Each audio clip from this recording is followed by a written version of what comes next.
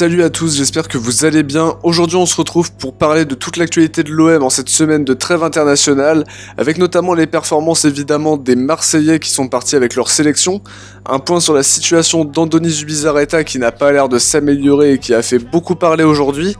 D'ailleurs j'ai une petite question pour vous à propos de ça, est-ce que vous faites toujours confiance à Zubizarreta pour gérer le mercato marseillais, ou est-ce que vous pensez à l'inverse qu'il a perdu en légitimité et en crédibilité ?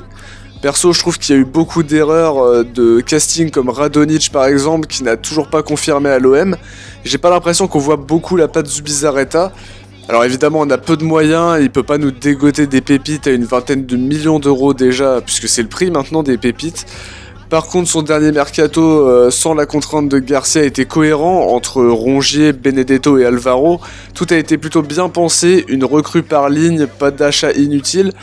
Dites-nous ce que vous pensez de tout ça dans l'espace commentaire. N'oubliez pas de mettre un petit pouce bleu, ça coûte rien et ça aide la chaîne à être mieux référencée. On vise les 200 pouces bleus pour ce deuxième épisode d'ActuOM. On a aussi sorti notre nouvel épisode de la grande histoire de l'OM où on revient sur ce qu'était l'OM dans les années 30 et sur le premier titre de champion de France de 1937. N'hésitez pas à aller la regarder, le lien sera dans la description et en commentaire épinglé. On va commencer cette vidéo en parlant des internationaux.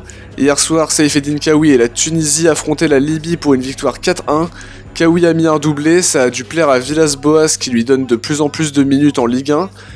Mandanda a lui été titularisé avec les Bleus contre la Moldavie et n'a pas eu grand chose à faire du match, si ce n'est cette erreur de l'anglais sur le but moldave qu'il encaisse, en sortant pas forcément de la meilleure des manières.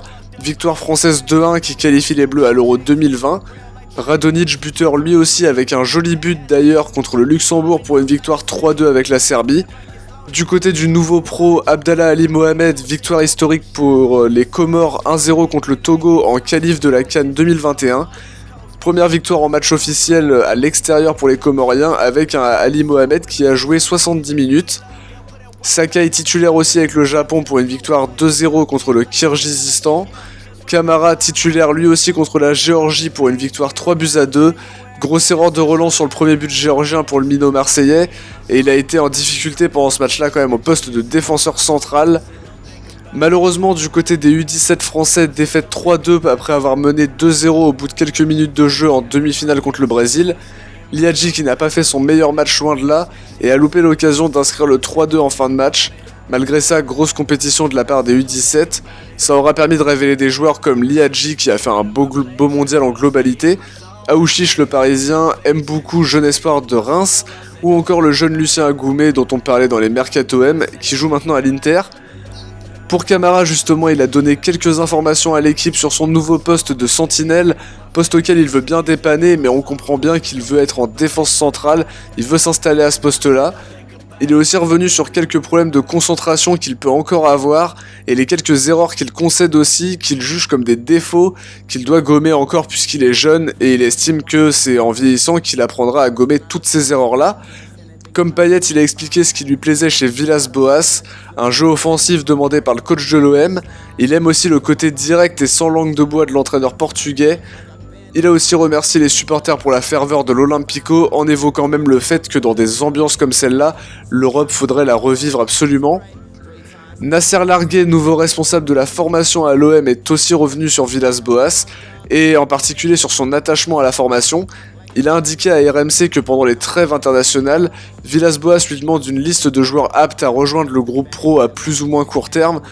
Après les avoir intégrés au groupe pro pendant ces trêves-là, il revient vers Largué pour lui dire quel joueur lui semble vraiment prêt. Il semble satisfait que le nouvel entraîneur de l'OM soit un coach qui aime la formation et qui en plus s'y connaît en la matière. Du côté d'Alvaro et de son carton rouge, l'OM a demandé à la commission de discipline de repousser l'examen du carton à la semaine prochaine puisqu'il n'y a pas d'urgence a priori. On a aussi pu voir cette semaine la guerre des communiqués entre Lyon et l'OM. La direction technique de l'arbitrage a déclaré que le penalty sur Payet n'aurait pas dû être accordé après revisionnage. Une prise de position dont s'est étonné l'OM dans un communiqué. L'OM en profite pour rappeler ses habitudes en déplacement à Paris. Ils utilisent un bus banalisé pour éviter les caillassages, qui sont quand même selon le club un acte injustifiable. Évidemment l'OM ne va pas justifier des actes comme ça. Un communiqué jugé intelligent par des journalistes ou des consultants comme Dugarry ou Roten par exemple. Pour Zubizarreta, la grosse info c'est pour lui surtout aujourd'hui. Souvent moqué par les supporters comme étant le directeur sportif qui dort pendant les mercatos, manque d'efficacité de son côté qui a été bien remarqué et dont tout le monde parle sur Twitter à chaque fois, l'équipe annonce aujourd'hui que le propriétaire Frank McCourt n'accorde plus sa confiance au directeur sportif espagnol, il aimerait qu'il quitte le club éventuellement. Il lui reproche le manque de vente de joueurs à fort salaire, qui devait être une priorité cet été mais sans succès. Le quotidien nous dit que Zubizarreta est protégé par sa proximité avec Villas-Boas, qui avait lui-même déclaré que son sort à l'OM était lié à celui de Zubizarreta. Zubi qui sera attendu au tournant pour la signature pro de Liadji, avec qui il y a toujours des positions éloignées. Faudra faire attention parce que Liadji pourrait signer dans un autre club dès le mois de janvier. Pour beaucoup de ceux qui côtoient Zubizarreta, la plupart le trouvent trop détaché, même s'il est très avenant, trop peu pressé dans les dossiers, ses méthodes et son timing posent question selon l'équipe, et en interne il perd de plus en plus de crédit. Le dossier Liadji pourrait ainsi lui être fatal. Et c'est déjà la fin de cette vidéo, j'espère qu'elle vous a plu. Si c'est le cas, n'hésitez pas à mettre le pouce bleu, à nous le dire dans l'espace commentaire. On se retrouve très vite pour une prochaine vidéo, ciao, portez-vous bien et allez l'OM.